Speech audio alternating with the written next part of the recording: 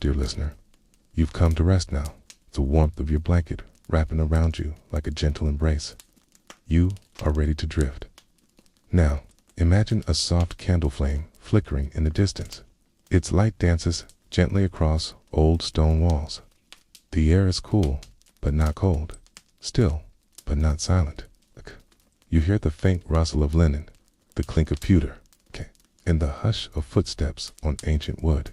Our story tonight begins in a quiet manor, on the edge of a forgotten forest, where Lady Maud prepares a feast. Not for the living, but for those who walk softly between worlds. Story begins. Setting the scene, our story sets sail on the eve of All Hallows. The year is 1387. And the manor of Greywick stands beneath a sky veiled in mist. Its stone walls are thick with ivy. Its windows flicker with a glow of rushlights, slender reeds dipped in animal fat, burning low and slow. Their scent is faintly earthy, their flame golden and quiet. Lady Maud moves through the great hall with reverence. Her gown is of deep wool, dyed with woad and stitched by hand. It brushes the flagstones as she walks, each step measured, each breath soft. Tonight is not for merriment, not for laughter or song. Tonight is for remembrance. It's for honoring those who came before and those who may still linger. She lays the table with care, a long oak board worn smooth by centuries of hands. Upon it, she places pewter plates to the touch, each one polished until it gleams in the candlelight. Beside them, simple cups, and folded linen, embroidered with tiny crosses. She does not speak, for this is a silent supper, custom whispered through generations, a meal prepared for the dead, to show respect, to offer peace, to invite memory. In medieval England, All Hallows Eve was not yet the festival of costumes and sweets. It was a sacred threshold, a time when the veil between worlds grew thin, when spirits might walk among the living, and the living might offer them comfort. Lady Maud remembers the old ways. She places a circle of salt around the medieval table's edge, not for flavor, but for protection. Salt, in those days, was precious, used not only to preserve food, but to ward off evil, to purify, to sanctify. She marks each loaf of bread with a cross, not merely for faith, but to keep wandering souls from entering the dough. It was believed that spirits, if not honored properly, might slip into the food, and bring misfortune to those who ate it. The bread is made from barley and rye, coarse, hearty, baked in a clay oven, warmed by peat. The scent fills the hall, nutty, grounding, ancient. She poured cider into the cups, pressed from apples gathered at Michaelmas, fermented in oak barrels, sealed with beeswax. The drink is cloudy, golden, and carries the memory of autumn sun. Outside, the wind stirs the trees. Their branches creak like old bones. A raven calls once, then falls silent. The manor holds its breath. Inside, the rushlights flicker. Their flames bend and sway, casting shadows that dance across the tapestry's scenes of saints and sinners, woven in faded threads. Lady Maud lights a final candle, beeswax taper placed at the head of the table. Its flame is steady, scent, sweet and warm. She bows her head and closes her eyes, not in prayer, but in listening.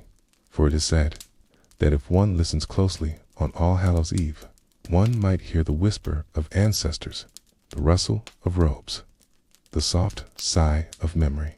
She does not fear them. She welcomes them. She has prepared their meal. She has laid their places. She has remembered their names. The hour grows late. The moon, pale and round, rises behind a veil of drifting cloud. Its light spills through the high windows of Greywick Manor, casting silver ribbons across the stone floor. Lady Maud moves slowly now. Her hands, though aged, are graceful. She places a sprig of rosemary at each plate, a symbol of remembrance. In medieval lore, rosemary was believed to strengthen memory. It was often tucked into bridal wreaths or burned at funerals. Tonight, it serves a gentler purpose, to honor those who once sat at this table. She walks to the hearth, where a low fire crackles, its embers glowing like sleeping stars. She adds a log of applewood, sweet-scented, soft-burning. The flames rise gently, casting a warm glow across the tapestries. The silence is sacred, not empty, but full of presence, of memory, of breath. In the medieval world, death was not feared as an end, but revered as a passage, a transformation. The living and the dead were not separate. They were threads in the same tapestry.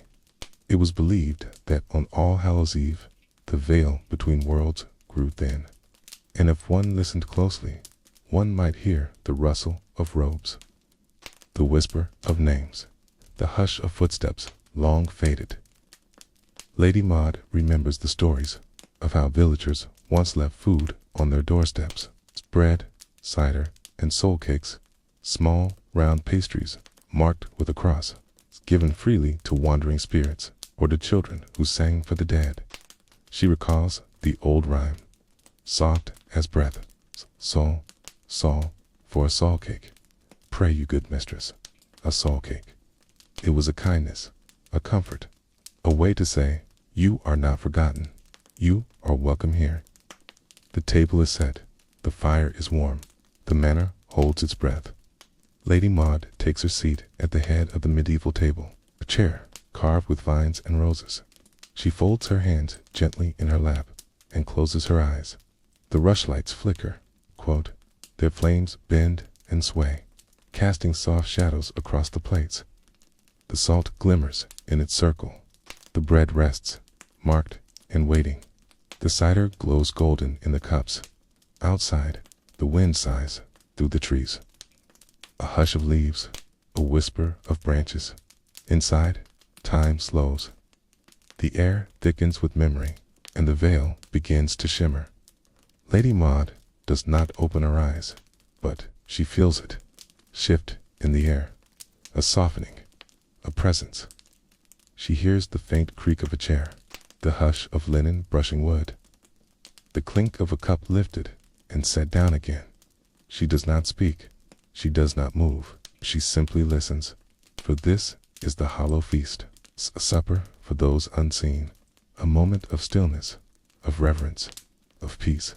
She remembers her brother lost to fever, her mother taken by winter's chill, her husband fallen in battle. Their faces rise in her mind, not with sorrow, but with warmth. She imagines them seated beside her, their hands resting gently on the table, their eyes soft with memory. The rushlights burn low, their flames steady. In medieval homes, rushlights were common, simple reeds soaked in animal fat.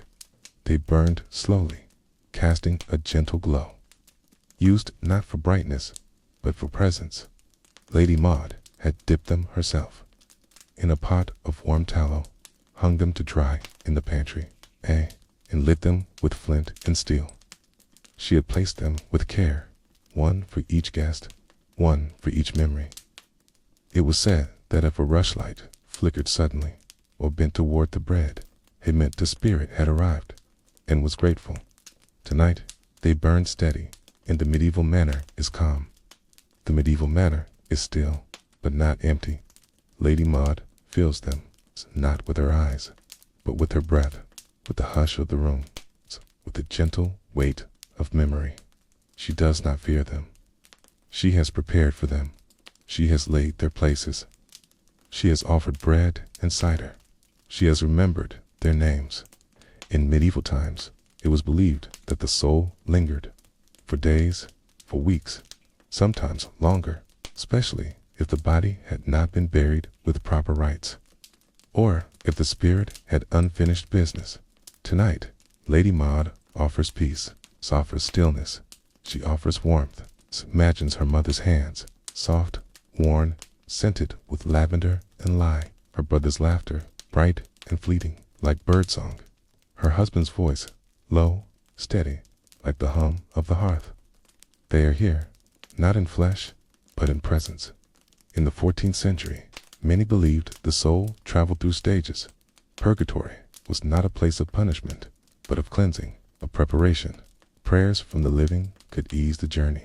Candles could light the way. Bread and salt could offer comfort.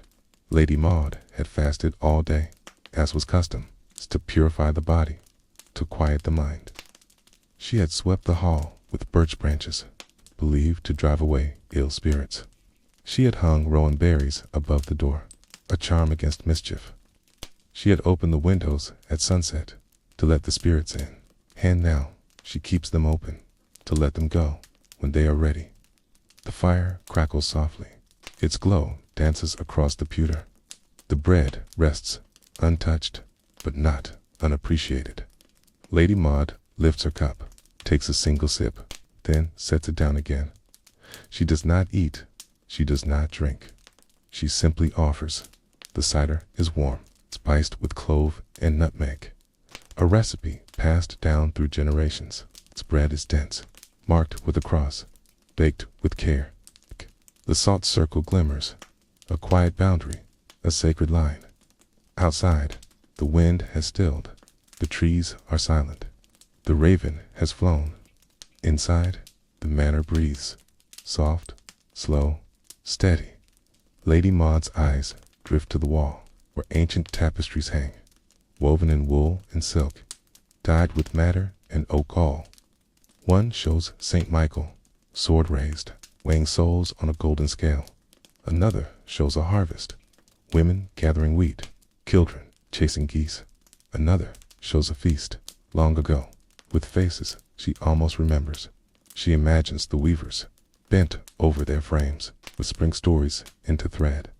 She imagines the hands that hung them, the eyes that gazed upon them, the hearts that remembered.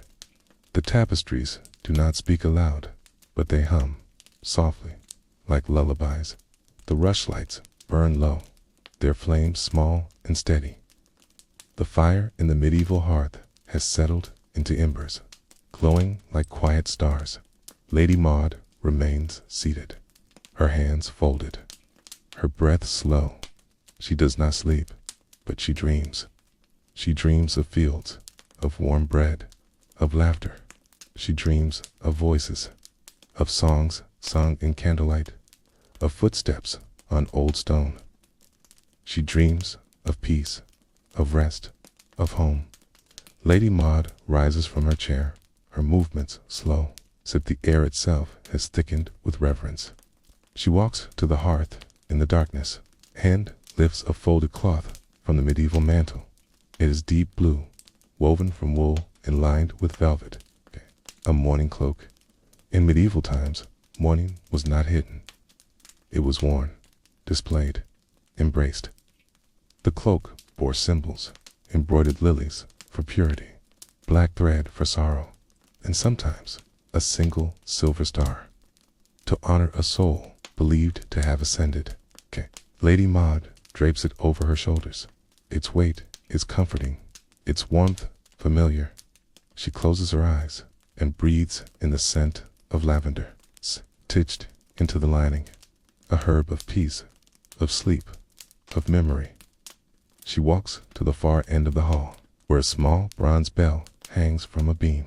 Its surface is etched with vines in Latin script, Requiem, Aeternam, Dona Eyes. Grant them eternal rest. In medieval villages, bells were rung to mark the passing of a soul. 1 toll for a child, 2 for a woman, 3 for a man. Tight, Lady Maud rings it once, softly, a single, gentle chime. It echoes through the manor, through the forest beyond, through the vale. She listens, and in the silence that follows, she feels the hush of gratitude, the breath of peace. On a small table near the window, she places a bowl carved from ash wood, smooth, pale, and cool. Inside, she lays offerings, a sprig of thyme for courage, a coin for passage, a feather for flight. In medieval lore, such offerings were placed at graves or left at crossroads to guide the soul, to honor the journey. She lights a final candle beside the bowl. Its flame is steady, its light golden. She whispers a name, just one, soft as breath, and the candle flickers, as if in reply. The medieval manor is quiet now. The feast complete, the guests departing. Lady Maud does not weep. She does not speak. She simply stands, wrapped in her cloak. Bathed in candlelight, she walks slowly to the door and opens it wide. The night air is cool. The stars shimmer. The forest breathes. She steps outside, onto the stone threshold, and bows her head. In medieval times, it was believed that the dead walked at dusk and returned at dawn. She watches the mist drift through the trees, feels the hush of their passing. She does not call to them. She does not follow. She simply waits until the air grows still and the veil closes once more. Lady Maud steps back inside. The manor is quiet. The rushlights have burned down to stubs, their wax pooled in tiny halos. Behind, the fire has faded to embers, soft, glowing, like the last breath of a dream. She removes her cloak, folds it gently, and places it on the chair. The velvet catches the candlelight, a shimmer of silver thread, a memory stitched into fabric. She walks to the table and gathers the plates, one by one, each movement slow, each sound soft. The bread remains untouched, the cider still, but the air feels lighter, as if something has lifted, as if peace has settled. Lady Maud takes the bowl of offerings and carries it to the garden, where the moonlight spills across frost-kissed herbs. She kneels beside the old stone well and lowers the bowl gently into its depths. In medieval times, wells were seen as portals, places where the earth whispered, where spirits could pass, where wishes could be heard. She whispers again, a final name, a final blessing, then rises and walks slowly back to the manor. She closes the door, draws the curtain, and lets the night hold her. She climbs the medieval stone stairs, each step worn smooth by centuries. Her candle flickers, casting soft light on the stone walls, where ivy curls like sleeping serpents. She enters her chamber, where the bed is dressed in linen and wool. A sprig of lavender rests on the pillow. The scent is calming, ancient, kind. She lies down, pulls the blanket to her chin, and closes her eyes. Outside, the stars shimmer. The wind hushes. The veil has closed. Inside, Lady Maud sleeps, not with dreams of sorrow, but of warmth, of memory, of peace. And now, dear listener, let your breath slow. Let your body soften. Let your thoughts drift like mist through the trees. You have walked with Lady Maud. You have sat at her table. You have felt the hush of the hollow feast. Let the warmth of candlelight wrap around you. Let the scent of bread and lavender linger. Let the silence of the manor cradle you. Sleep now, peacefully, until the next story finds you under moonlight in memory. Good night. Welcome, dear listener. You've arrived at the edge of sleep. Feel the warmth of your blanket. It's a quiet hush of the room around you. Now, imagine a soft golden light flickering gently in the darkness. A beeswax candle, its flame steady, scent warm and sweet. The air is cool, still, sacred. And our story tonight begins in a quiet chapel where bones whisper, and ink flows like memory. Our story sets sail in the heart of Bohemia in the year 1423, within the monastery of Sedlec, where silence is not empty, but full of reverence. The chapel is unlike any other. Its walls adorned not with stone carvings, but with human bones, ranged in arches, in chandeliers, in altars, the remains of thousands, victims of plague, of war, of time. It is not macabre, it is sacred, a place of peace, of remembrance. And within this chapel, at a small wooden desk lit by a single beeswax taper, sits a scribe. His name is Brother Lucas, and he writes not for fame, not for glory, but for the souls who surround him. The candle flickers, its flame golden, scent soft, a blend of honey and smoke. The quill scratches gently across vellum, a sound like whispering leaves, like distant rain. The ink is made from oak gall, mixed with iron salts, dark, earthy, permanent. Brother Lucas dips the quill, then writes. Each letter formed with care, each word a prayer. The vellum is smooth, stretched calfskin, prepared by hand, scraped, soaked, dried. It holds the ink like memory. It breathes with the room. The Sedlec Ossuary is real, a chapel beneath the Church of All Saints, where monks, centuries ago, arranged bones into sacred art. It began with soil brought from Jerusalem, sprinkled over the cemetery, making it holy ground. When plague came, thousands were buried, and when space ran out, the bones were exhumed, and placed within the chapel, not discarded, but honored. Brother Lucas believes that writing among the bones brings peace to the dead and clarity to the living. He copies sacred texts, psalms, prayers, ecstasies, each word a bridge, each page a lantern. The chapel is quiet, but not silent. The candle crackles, the quill whispers. The bones listen. Skulls line the walls, stacked with care. Their hollow eyes soft in the candlelight. Femurs form arches. Ribs curve like wings. A chandelier hangs above, made of vertebrae, of pelvis, of jawbone. It does not frighten Brother Lucas. It comforts him. He believes that the dead are not gone, only changed. And tonight, he writes for them. Brother Lucas writes, hour after hour. His hand steady, his breath slow. He does not rush.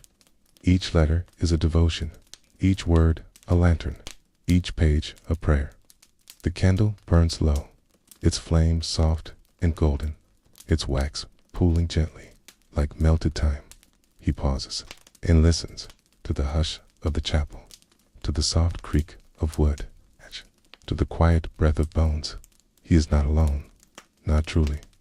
In the 15th century, monks believed that writing sacred texts was a form of worship, a way to commune with the divine, to honor the dead, to preserve truth. Brother Lucas had prepared himself. He had fasted for 3 days. He had bathed in cold spring water. He had prayed in silence. He wears a simple robe, woolen, dyed, tied with a cord of flax round his neck, a small wooden cross, carved by his own hand, worn smooth by years of touch. He believes that the act of writing is a bridge between worlds. The air is cool, still, sacred. The bones do not speak, but they listen.